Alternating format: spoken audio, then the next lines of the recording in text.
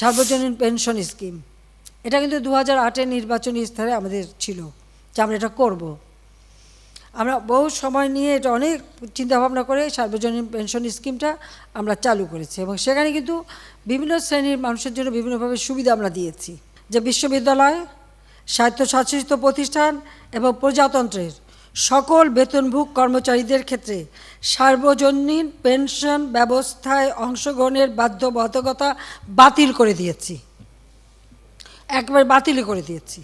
বিচার বিভাগে যে তদন্ত কমিটি করেছিলাম, আমি কিন্তু কারো দাবির অপেক্ষা রাখিনি, কারণ আমি চাই যারা এর সঙ্গে জড়িত সে যেই হোক, সে পুলিশই হোক বা অন্য যে কেউ হোক,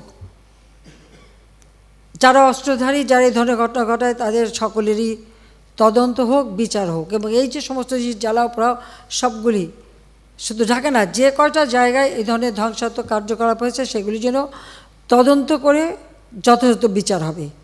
তার জন্য আমি যে জুডিশিয়াল কমিটি করে দিয়েছিলাম সেটা আরও 2 জন নিয়োগ দিয়ে এটাকে 3 সদস্য বিশিষ্ট আমরা করে তাদের কর্মপরিধিটাও বাড়ালাম, সময়টাও বাড়িয়ে দিলাম, যাতে যথাযথভাবে এটা তদন্ত হয়।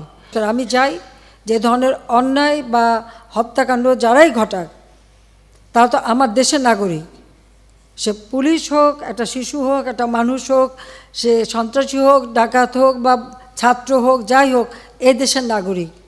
আমি এর যথাযথ তদন্ত করে তাদের বিচার হবে, আমি সেটাই চাই, যে হত্যাকাণ্ডের সাথে জড়িতদের অবশ্যই বিচার করা হবে।